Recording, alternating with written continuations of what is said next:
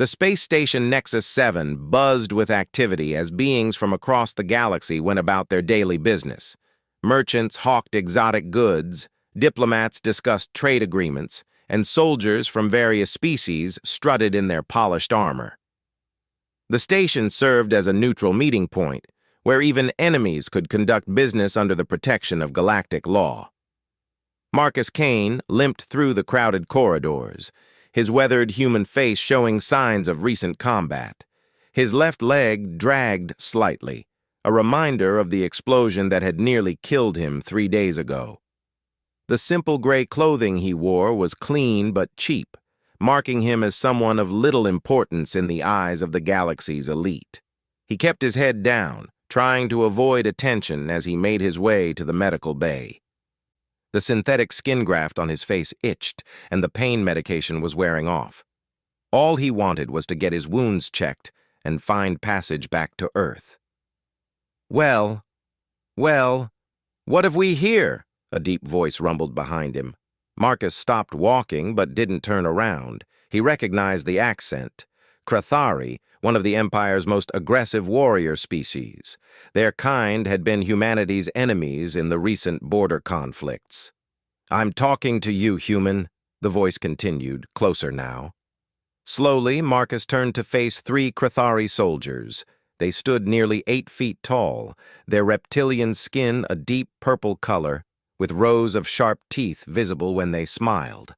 Their armor bore the insignia of the Imperial Guard, marking them as elite troops. "Is there a problem?" Marcus asked quietly.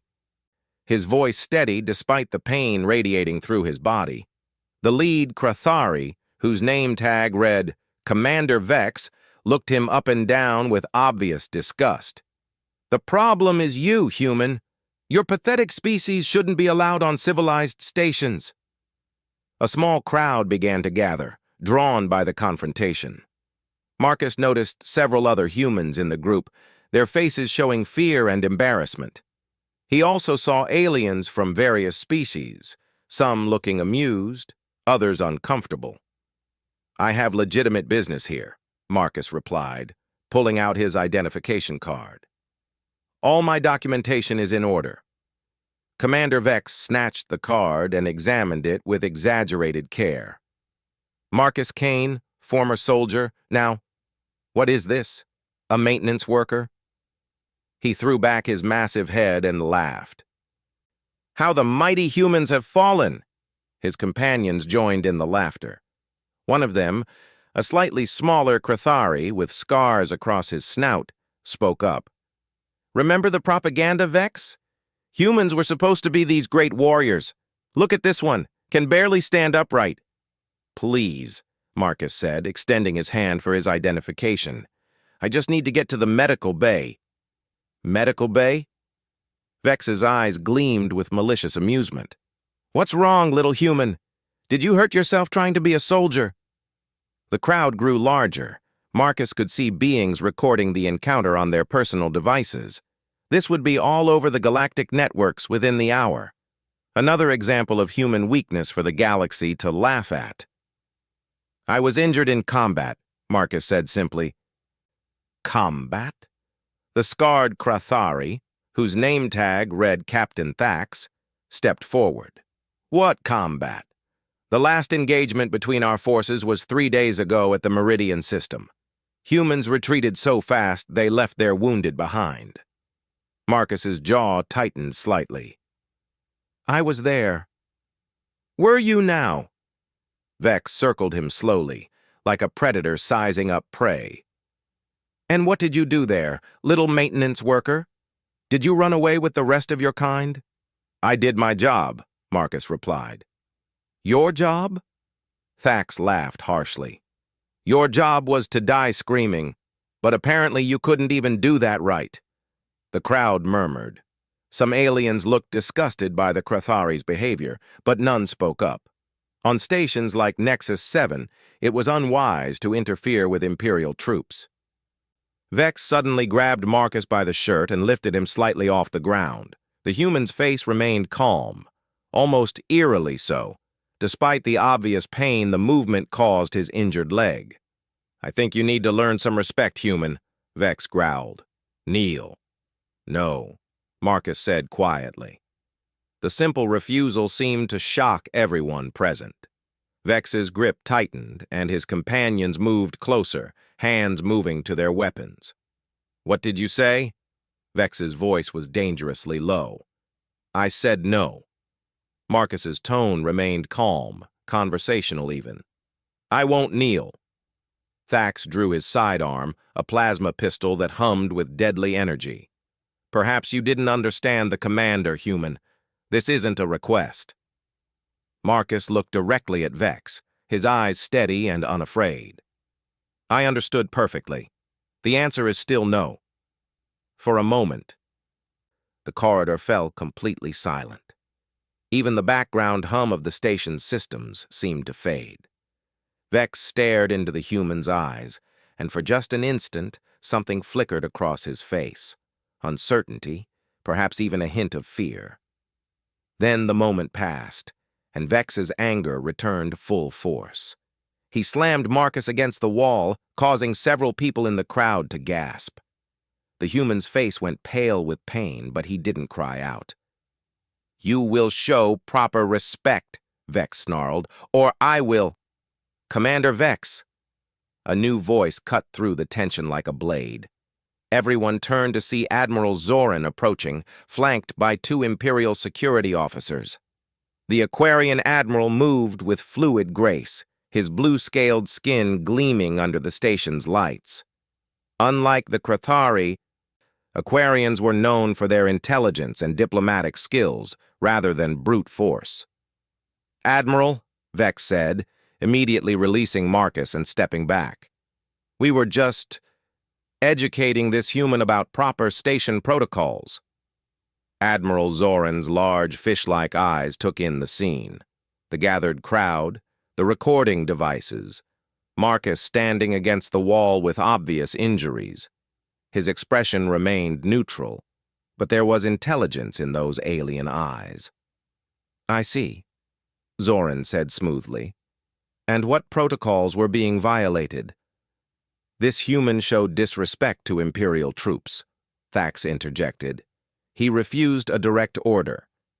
Interesting. Zoran approached Marcus, studying him carefully. You are? Marcus Kane, the human replied, straightening up despite his injuries. Former military? Yes, sir. Rank? Marcus hesitated for just a moment. That information is classified. Zoran's head tilted slightly, a gesture of curiosity in Aquarian body language. Classified? How unusual for a maintenance worker. Admiral, Vex interrupted. This human is clearly lying. Probably trying to make himself seem more important than he is. Perhaps, Zoran mused, never taking his eyes off Marcus. Tell me, Mr. Kane, what unit did you serve with? Again, that slight hesitation. I can't say, sir. Operational security. Even now? Even here? Some things don't change, sir. Zoran nodded slowly, as if Marcus had answered a question the Admiral hadn't actually asked. Indeed they don't. He turned to Vex. Commander, I believe you and your men have duties elsewhere. But Admiral, this human will be dealt with appropriately. Zoran's tone carried unmistakable authority. You are dismissed. Vex's face showed his frustration, but he couldn't argue with a direct order from an admiral. Yes, sir. He looked back at Marcus. This isn't over, human. I'll remember your face. I'm sure you will, Marcus replied quietly. As the Krathari soldiers pushed through the crowd and left, the tension began to ease. The gathered beings slowly dispersed, most of them clearly disappointed that the confrontation hadn't escalated further. Admiral Zoran waited until the area had mostly cleared before speaking again. Walk with me, Mr. Kane. They moved slowly down the corridor, accommodating Marcus's injured leg. The Admiral matched his pace perfectly, making it seem natural rather than charitable. That was foolish, Zoran said after a while. Which part? All of it. but particularly refusing to kneel. Vex could have killed you, and station security would have ruled it justified. Marcus shrugged. Some things are worth dying for. Pride? Principle. Ah. Zoran seemed to approve of the distinction. Still, it was unnecessary. Vex is a brute, but he's not entirely wrong about the recent battle. Human forces did retreat from Meridian. They had to, Marcus said. It was a trap. Was it? Our intelligence suggests it was simply superior Imperial tactics. Your intelligence is wrong. They walked in silence for several minutes, passing shops and restaurants filled with beings from dozens of species. Finally, Zoran spoke again. You know, Mr. Kane, I've been in Imperial service for over 40 years. I've seen many battles, met many soldiers, and in all that time, I've learned to recognize certain qualities in people. What qualities? Competence. Real competence, not the strutting arrogance of someone like Vex. You have it. Do I? You do. The way you stood, the way you spoke, even the way you breathe, it all speaks of training. Extensive training. The kind that doesn't come from basic military service. Marcus didn't respond, but his slight change in pace suggested the Admiral had struck close to home. There's something else, Zoran continued. Your identification card shows you as a maintenance worker, but the calluses on your hands are all wrong for that kind of work. They're consistent with weapons training, lots of weapons training. They reached the medical bay, and Marcus stopped outside the entrance. Thank you for intervening, Admiral. I appreciate it. Mr. Kane, Zoran said as Marcus turned to go inside. A word of advice? Sir, be careful. Vex is not the type to forget a slight, and while Nexus 7 is supposed to be neutral territory, accidents can happen. I understand. Do you? Because there are rumors, Mr. Kane, rumors about human special forces operations that nobody talks about soldiers who don't officially exist, about men and women who can do impossible things. Marcus's expression remained carefully neutral. Rumors often exaggerate, sir. True, but sometimes they don't exaggerate enough. Zoran smiled, an unsettling expression on his alien features. Have a good day, Mr. Kane. I hope your stay on the station is peaceful. As the Admiral walked away, Marcus watched him go. Then he entered the medical bay, where a harried-looking human doctor immediately began fussing over his injuries. Goodness, what happened to you? Dr. Sarah Chen asked, running a medical scanner over his wounded leg. Disagreement with some Imperial troops, Marcus said. On this station? That's not like them. They usually ignore humans completely. She frowned at the scanner readings. This injury is worse than it looks. You need proper treatment, not just field dressings. As Dr. Chen worked, Marcus stared out the medical bay's viewport at the stars beyond. Somewhere out there, the war continued. Ships burned, soldiers died, and politicians made decisions that cost lives. He thought about Meridian, about the trap that had killed so many good people, about the intelligence that had led them there, and the suspicions that were growing in his mind. But for now, he was just Marcus Kane, maintenance worker, trying to heal from wounds that went deeper than anyone knew. Doctor, he said quietly, I need you to do something for me. Of course. What is it? Send a message to Earth. Medical priority. Tell them... He paused, choosing his words carefully. Tell them the ghost is awake. Dr. Chen looked confused. Ghost? Is that some kind of code? Marcus met her eyes, and for just a moment, she saw something there that made her step back involuntarily. It was the look of someone who had seen too much, done too much, lost too much. Just send the message, he said softly.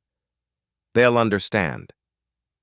Outside in the corridor, Admiral Zoran stood at an observation deck, watching the medical bay entrance. His fingers moved across a small communication device, sending an encrypted message to Imperial Command. The message was brief. Possible special operations asset identified. Recommend immediate investigation. He paused, considering whether to include his growing suspicions about the human's true identity. Then he added, subject may be connected to recent Meridian incident. Proceed with extreme caution. As he sent the message, Zoran wondered if he was making a mistake. The human seemed like an ordinary soldier, wounded and trying to get home. But those eyes.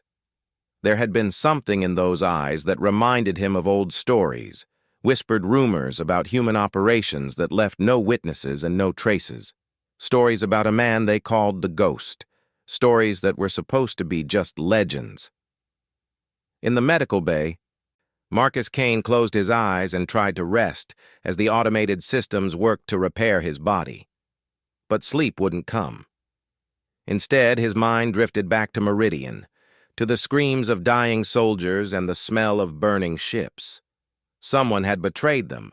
Someone with access to classified mission data had fed information to the Empire, turning what should have been a simple reconnaissance mission into a massacre. He'd survived by luck and skill, but 43 good soldiers hadn't been so fortunate. Now he was just a maintenance worker, beneath notice, gathering information while the Empire celebrated its victory. But the celebration wouldn't last long, because John Wick was coming home. 3 hours later, Marcus Kane sat in a small cantina in the station's civilian quarter, nursing a cup of synthetic coffee that tasted like motor oil. His leg felt better after the medical treatment, but the pain medication made him slightly drowsy. He needed to stay alert. The cantina was dimly lit and filled with smoke from various alien substances. Perfect for a private conversation. He checked his chronometer again. His contact should arrive any moment. A shadow fell across his table. Marcus looked up to see a young woman with short blonde hair and the lean build of a career spacer. Lieutenant Sarah Morrison had once been under his command, before everything went wrong. "Hello, John," she said quietly, sliding into the seat across from him. Marcus winced at the name. "That name is dead, Sarah. You know that." "Is it? Because what I saw on the security feeds looked like vintage John Wick to me. Standing up to 3 Imperial guards without breaking a sweat. I was lucky Admiral Zoran intervened." Sarah studied his face in the dim light. "Was it luck, or did you know he was coming?" Marcus didn't answer directly. Instead, he asked, "Did you bring what I requested?" Sarah reached into her jacket and pulled out a small data pad, placing it carefully on the table. Complete personnel files on everyone who had access to the Meridian mission parameters. Command staff, intelligence officers, supply coordinators, everyone. "How many names?" 47. Marcus picked up the data pad, scrolling through the files. Each name brought back memories. Some good, most painful. These were people he'd worked with, trusted, bled alongside. "Any preliminary analysis?" he asked. "I narrowed it down to 12 possibles based on access levels and timing. But John..." She paused, looking around nervously. "This is dangerous. If Command finds out I'm helping you investigate this, they won't." "You can't know that. And even if they don't, the Empire has resources we can't imagine. If they realize you're still alive, still investigating..." Marcus looked up from the data pad, his eyes meeting hers. In that moment, Sarah saw the man she'd once followed into impossible situations, the soldier who'd taught her that some missions were worth any price. "They killed 43 of our people, Sarah. 43 soldiers who trusted their command, who believed in their mission. They walked into that trap because someone we trusted, sold them out. I know. But revenge won't bring them back. This isn't about revenge." Marcus's voice was quiet, deadly calm. "This is about justice, and making sure it never happens again." Sarah was quiet for a long moment. Then she reached across the table and covered his hand with hers. "What do you need me to do?" Before Marcus could answer, his communication device chimed softly. The message was short and encrypted, but he recognized the sender. Dr. Chen from the medical bay. Your message was delivered, it read. Response came faster than expected. Single word, Baba Yaga. Sarah saw his expression change. What is it? Command got my message. He stood, leaving money on the table for the coffee. I need to go. John, wait. Sarah grabbed his arm. What's Baba Yaga mean? Marcus paused, his face grim. It's what they used to call me in the old days. It means the boogeyman is real, and it means I'm officially back in play. As he left the cantina, Sarah stared after him, remembering stories she'd heard whispered in military bars. Stories about a soldier who could end wars single-handedly, who could slip through enemy lines like a ghost and emerge behind their command centers.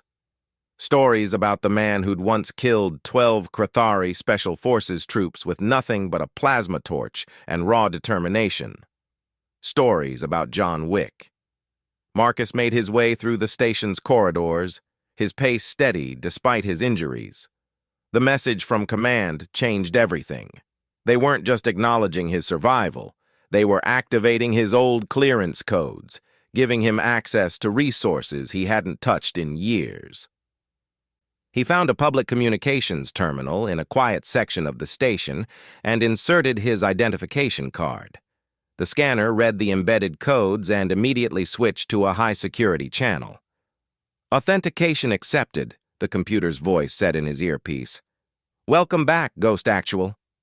The title hit him like a physical blow. He'd thought never to hear it again. Request priority channel to Command Authority 7, he said. Connecting. The screen flickered, and suddenly Marcus was looking at a face he hadn't seen in 2 years. Admiral Rebecca Hayes, his former commanding officer and one of the few people who knew his real identity. Hello, John, she said, her expression mixing relief and concern. We thought you were dead. I was supposed to be. The mission parameters guaranteed it. Hayes's face darkened. We know. We've been investigating since we received your medical report 3 days ago. The intelligence that led to Meridian was deliberately falsified. Do you have names? We have a name. Singular. Hayes paused, her expression grim. John, this goes deeper than we thought. The leak isn't just in command. It goes right to the top of Imperial intelligence. Someone with access to our highest-level operations has been feeding information to the Empire for months. Marcus felt something cold settle in his stomach. Who? Admiral Edmund Reyes. He's been passing intelligence in exchange for territorial concessions in the Outer Rim. The Empire gets our operational plans, and his family's mining consortium gets exclusive rights to 3 star systems. The name hit Marcus like a hammer blow. Reyes had been at his wedding, had held his daughter when she was born, had given the eulogy at their funeral 5 years ago. You're certain? We have communications logs, financial records, the works. But John, there's more. Reyes knows you're alive. Our intercepts suggest the Empire is mobilizing assets to find you. Marcus processed this information with the calm efficiency that had made him legendary. What's my mission status? Officially, you're still dead. Unofficially, Hayes smiled grimly. You're a free agent with full operational authority. Your only directive is to clean up this mess. Rules of engagement? There are no rules, John, just results. The connection ended, leaving Marcus alone with his thoughts. He'd hoped for a quiet retirement, a chance to heal from the wounds that went deeper than flesh. Instead, he was being pulled back into the darkness he'd fought so hard to escape. But Reyes had made it personal when he'd sent good soldiers to die for profit. Marcus activated his identification card's hidden partition, accessing resources he'd thought never to use again. Bank accounts with untraceable funds, safe houses scattered across 3 sectors, weapon caches known only to him, and contact information for people who owed him favors, the kind of favors that could topple governments. His first call was to Viktor Kozlov, a arms dealer who specialized in items that didn't officially exist. The Russian's voice was gravelly and amused when he answered. "Well, well. The dead man walks. What can I do for you, old friend?" "I need equipment. The usual package. Plus something special." "How special?" "I need to make a statement that will be heard across the galaxy." Viktor chuckled. "Ah, someone has made you angry. Very angry, I think. Yes, I can help with this. You know the price." "Money isn't an issue." "Money? No, no, my friend. This time the price is different. This time I want a favor to be collected later." Marcus considered this. Owing a favor to Viktor Kozlov was dangerous, but he needed the equipment. "Done." "Excellent. Bay 94, cargo section, 1 hour." As Marcus made his way through the station, he was unaware that he was being watched. In a security office 3 levels up, Admiral Zorin reviewed footage from the public communications terminal.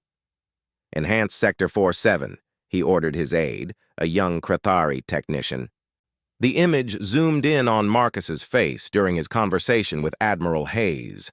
Even without audio, Zorin could read the body language, the subtle changes in posture that spoke of a man receiving orders. "Sir," the technician said, "we're detecting some unusual communication traffic in that sector. High-level encryption, command protocols." Zorin's suspicions crystallized into certainty. "Send a message to Commander Vex. Tell him his human maintenance worker isn't what he seems." "What should the message say, sir?" "Tell him he just insulted one of the most dangerous humans alive, and tell him to watch his back." Meanwhile, in Cargo Bay 94, Marcus examined the equipment Viktor had provided. The weapons were exactly what he'd requested: compact, powerful, and completely untraceable. The armor was a marvel of human engineering, designed to look like ordinary civilian clothing while providing military-grade protection. But it was the final item that brought a cold smile to his lips. A small device no larger than his thumb, capable of accessing any computer system in the galaxy. "You always did appreciate the finer things," Viktor said, watching Marcus check each piece of equipment with professional efficiency. "But this one," he held up the device, "this one is special. It will get you into any system, but it will also announce your presence to every intelligence agency in the galaxy." "Good. I want them to know I'm coming." Viktor's eyebrows rose. "You want them to know? John, that is either very brave or very stupid. Sometimes they're the same thing." As Viktor departed, Marcus began the transformation from wounded maintenance worker to operational agent. The armor slid over his body like a second skin, adapting to his movements while projecting the appearance of ordinary clothes. The weapons disappeared into hidden holsters, and the computer device tucked into a specially shielded pocket. When he looked in the mirror, he saw Marcus Kane, maintenance worker. But underneath, John Wick was fully armed and ready for war. His next stop was the station's intelligence hub, where all communication traffic was monitored and recorded. If Admiral Reyes was coordinating with the Empire, there would be traces. The intelligence hub was heavily guarded, but that had never stopped John Wick before. He studied the security patterns from a nearby observation deck, noting guard rotations and sensor placements. Then he simply walked up to the main entrance and presented his identification card to the security guard, a bored-looking Centaurian with 4 arms and too many eyes. "Maintenance call," Marcus said casually. "Communication array in Section 7 is acting up." The guard barely glanced at his credentials before waving him through. Sometimes the best disguise was looking exactly like what people expected to see. Inside the hub, Marcus made his way to the main computer core.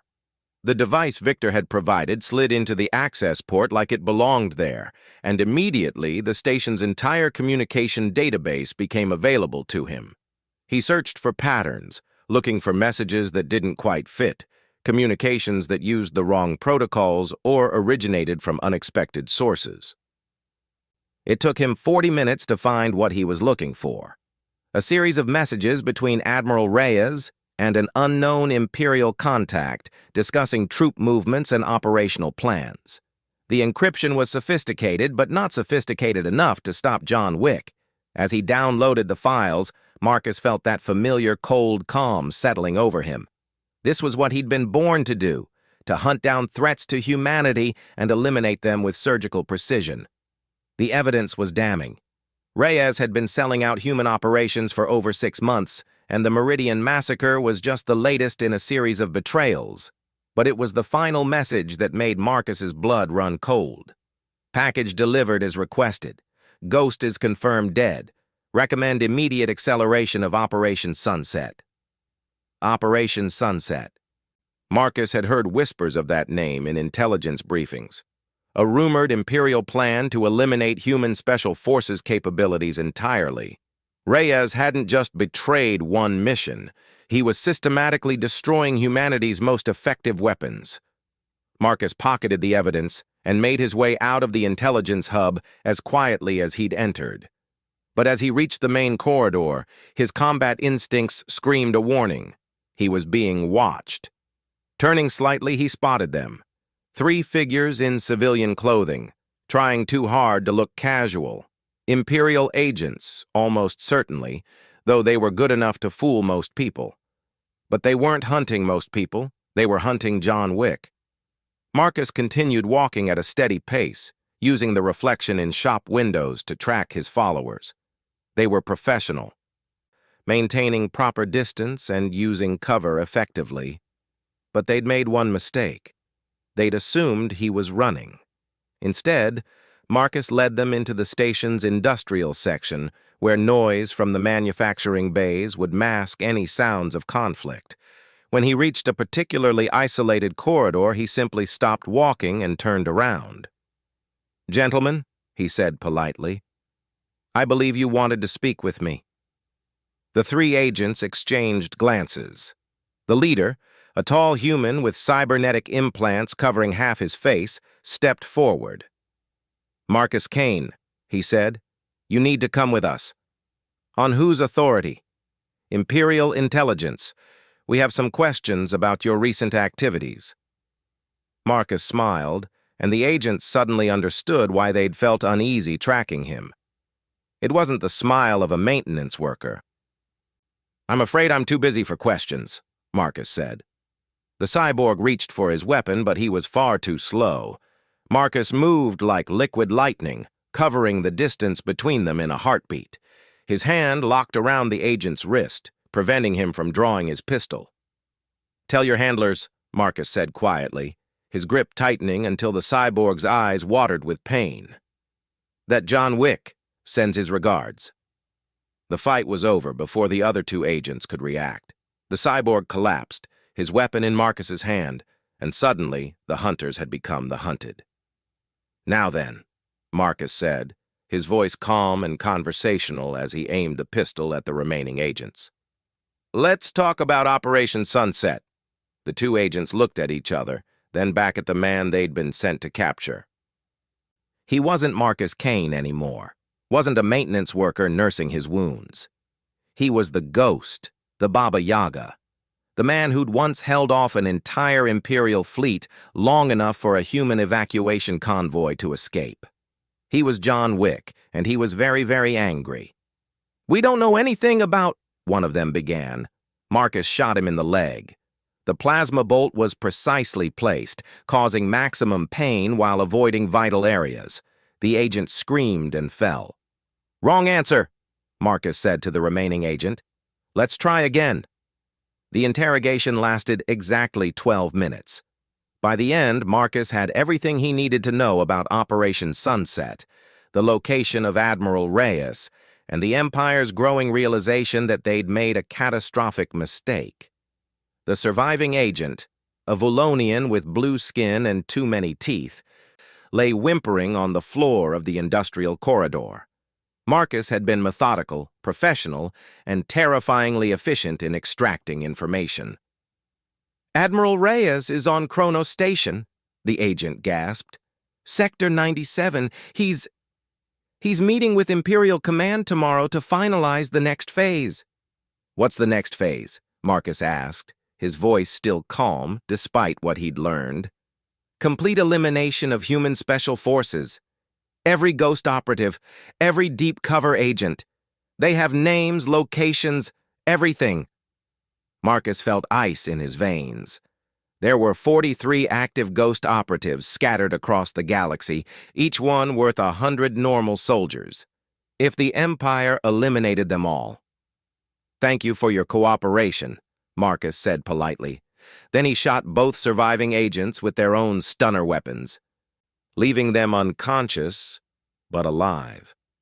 He wasn't a murderer. He was a soldier, and there was a difference. But Admiral Reyes was going to learn that difference didn't extend to traitors.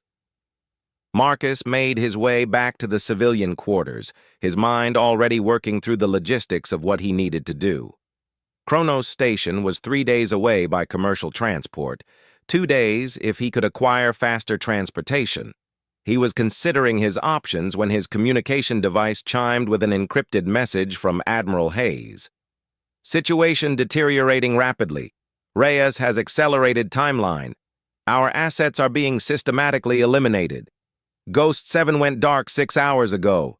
Ghost 12 found dead on Proxima Colony. You're running out of time. Marcus stared at the message, feeling the familiar weight of responsibility settling on his shoulders. 41 people depending on him to stop a massacre. 41 of humanity's best and brightest, marked for death because one man chose profit over loyalty. His contemplation was interrupted by a commotion in the corridor outside. Through his door's security viewer, he could see Imperial troops moving through the civilian quarter in force. Someone had upgraded his threat status. Marcus gathered his equipment and made his way to the room's secondary exit, a maintenance shaft that led to the station's engineering section. But as he prepared to enter the shaft, his door exploded inward. Commander Vex stood in the doorway, flanked by a dozen Imperial Marines. The Crathari's face was a mask of anticipation and rage. "Marcus Kane," Vex rumbled. "Or should I say, John Wick?" Marcus straightened slowly, his hands visible and empty.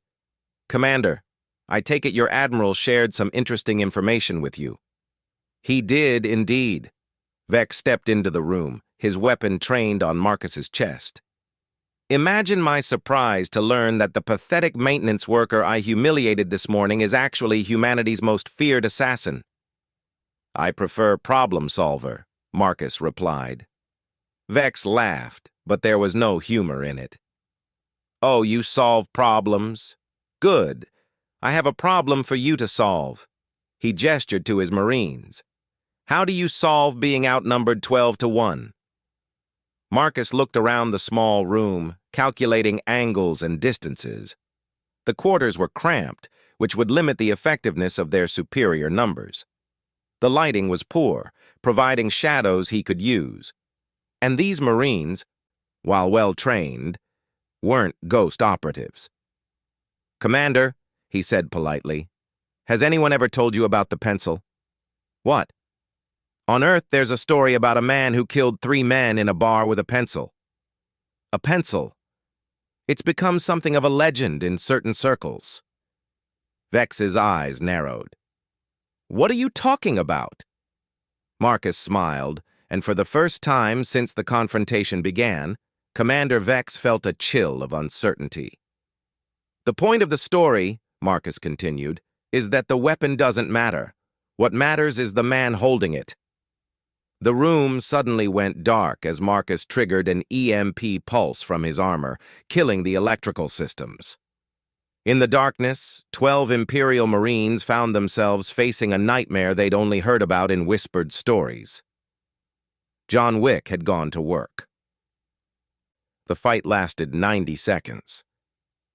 When the emergency lighting finally activated, Commander Vex found himself alone with an unconscious squad of Marines and a human who wasn't even breathing hard. "Impossible," Vex whispered. "Improbable," Marcus corrected, relieving the commander of his weapons. "But not impossible. Now you and I are going to have a conversation." 20 minutes later, Commander Vex sat in his own command chair on the bridge of the Imperial destroyer Vengeance, staring at the tactical display with growing horror. John Wick hadn't just captured him. He'd taken over his entire ship. "Status report," Marcus said calmly, standing at the center of the bridge while Vex's crew worked at their stations under the watchful eyes of Victor's associates. The arms dealer had proven to have more resources than expected. "All systems operational," reported Lieutenant Thax, the scarred Krathari from their first encounter. His voice was carefully neutral, professional despite the circumstances. "Course laid in for Kronos Station. Time to destination? At maximum warp, 18 hours. Acceptable." Marcus turned to Vex. "Commander, you're about to witness something remarkable. You're going to see what happens when someone makes an enemy of humanity." "You're insane," Vex snarled. "One ship against Kronos Station. They have a fleet protecting it. 6 destroyers, 2 battlecruisers, and a dreadnought. You'll be vaporized before you get within weapons range." "You're probably right," Marcus agreed. "But you're thinking like a traditional military commander." "I'm not traditional." As the Vengeance dropped into hyperspace, Marcus accessed the ship's communication array and began broadcasting on a frequency that officially didn't exist. Within minutes, responses started coming in from across the galaxy. "Ghost 7, checking in. Thought I was dead? Ghost 12 here. Reports of my demise were greatly exaggerated. Ghost 21, ready for orders." One by one, the surviving Ghost operatives reported in. Some were in hiding, some were already striking back at Imperial assets, but all of them were alive, and all of them were ready for war. "Gentlemen," Marcus said into the communication array, "this is Ghost Actual. We have a traitor to deal with and an empire to remind about the consequences of making humans angry. Operation parameters are as follows." Admiral Zorin stood on the command deck of the Imperial battlecruiser Dominion, reviewing intelligence reports with growing unease. 3 Imperial intelligence safehouses had been destroyed in the last 6 hours.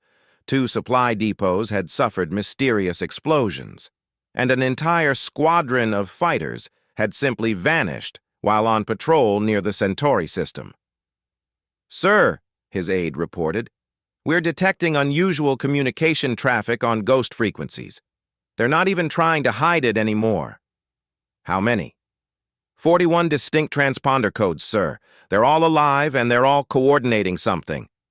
Zorin felt his blood turn to ice water. 41 Ghost operatives working in coordination was a threat that could destabilize the entire sector. But one name above all others made his hands shake as he reached for the communication console. "Get me Imperial Command. Priority Alpha." The face that appeared on his screen was that of Grand Admiral Thorn, a Krathari whose reputation for ruthlessness was legendary even by Imperial standards. "Admiral Zorin, I trust you have good news about the human problem."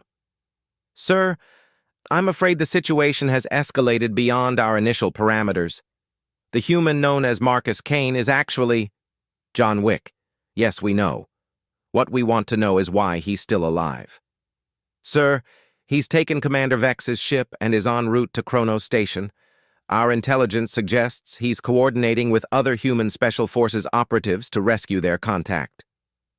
Grand Admiral Thorn was silent for a long moment. Then, "Admiral, do you understand what you're telling me? You're saying that we have successfully united humanity's most dangerous operatives under the leadership of their most effective killer, and they're heading directly for one of our most sensitive installations." "Yes, sir." "Do you have any idea what John Wick is capable of when properly motivated?" "I have some reports." "Reports don't capture it," Thorn interrupted. "I was at the Battle of Zarian when Wick single-handedly held off 3,000 Imperial troops for 6 hours while human civilians evacuated. I watched him turn our own weapons against us, use our tactics against us, make us afraid of shadows." The Grand Admiral's face was grim. He's not just a soldier, Zoran. He's a force of nature, and now we've given him a cause. Your orders, sir? Evacuate Kronos Station. All personnel, all sensitive materials. Do it now. Sir, Admiral Reyes is scheduled to meet with the Council tomorrow. The Operation Sunset briefings, cancel them. Cancel everything, and send a message to Admiral Reyes. His usefulness has ended. As the transmission ended, Zoran stared at the tactical display showing the rapidly approaching Imperial destroyer Vengeance. Somewhere on that ship was a human who had just united 41 of the galaxy's most dangerous operatives in a quest for vengeance. The Empire had made many enemies over the centuries. They had faced rebellions, wars, and revolutions. But they had never faced anything like this. They had never faced the concentrated fury of humanity's finest warriors. 18 hours later, the Vengeance dropped out of hyperspace at the edge of the Kronos system. Marcus stood on the bridge, studying the tactical display with professional interest. Analysis? He asked Lieutenant Thax, who had proven surprisingly competent once his initial fear had passed. The system appears to be in full evacuation mode, Thax reported. I'm detecting multiple ships departing at high speed. The station itself shows minimal life signs. They're running, Victor observed with amusement. The arms dealer had insisted on personally witnessing what he called the most expensive temper tantrum in galactic history. Smart of them, Marcus replied, but not smart enough. He activated the ship's long-range sensors, scanning for one specific ship among the evacuation fleet. It took several minutes, but he finally found what he was looking for. Admiral Reyes's personal transport, the Loyalty. The irony of the name wasn't lost on him. Commander Vex, Marcus said, you're about to learn why humans are so dangerous. It's not our technology or our tactics. It's our ability to make things personal. The Vengeance accelerated toward the fleeing transport, easily outpacing the heavily laden evacuation ships. As they closed the distance, Marcus opened a communication channel. Admiral Edmund Reyes appeared on screen, his face a mask of fear and defiance. John Wick, I should have known you were too stubborn to die properly. Admiral, Marcus replied politely, we need to have a conversation about Meridian. I did what was necessary for the greater good. The Empire was going to win this war eventually. I just saved lives by accelerating the inevitable. 43 lives, Admiral. 43 soldiers who trusted you. Acceptable losses. Marcus's expression didn't change, but everyone on the bridge felt the temperature in the room drop several degrees. No, Admiral, they really weren't. The Loyalty tried to escape, tried to reach the safety of the Imperial fleet, but the Vengeance was faster and Marcus was utterly relentless. Within minutes, the transport's engines were disabled and the ship was caught in a tractor beam. Boarding party, prepare for action, Marcus ordered. Sir, Thax said quietly, the ship is surrendering. Admiral Reyes is requesting terms. Terms? Marcus turned to look at the Krithari officer. Lieutenant, do you know what happened to the families of the soldiers who died at Meridian? No, sir. They received a standard military notification. Died in the line of duty, in service to humanity. Clean, simple, honorable. Marcus's voice was deadly quiet. What they didn't receive was the truth, that their loved ones died because of greed and cowardice. He activated the ship's communication system, broadcasting on all frequencies. Citizens of the galaxy, he said, his voice carrying across the stars. My name is John Wick. You may know me by other names. Ghost Actual, the Baba Yaga, the Boogeyman. Today I want to tell you a story about justice. For the next 10 minutes, Marcus laid out the evidence of Admiral Reyes's betrayal, broadcasting the intercepted communications and financial records for everyone to hear. By the time he finished, the entire galaxy knew that the Empire had bought and paid for a human admiral. But more than that, they knew that John Wick was back. The boarding of the Loyalty was swift and professional. Marcus found Admiral Reyes in his private cabin, desperately trying to destroy evidence that no longer mattered. "Hello, Edmund," Marcus said quietly. Reyes spun around, his hand reaching for a weapon that wasn't there. "John, you have to understand. The Empire made me an offer I couldn't refuse." "You could have refused. 43 soldiers couldn't. I did what I had to do." "No," Marcus replied. "You did what you wanted to do. There's a difference." The trial of Admiral Edmund Reyes was broadcast live across the galaxy. It lasted exactly as long as it took Marcus to present the evidence of his betrayal. The verdict was unanimous among the 41 ghost operatives who served as jury.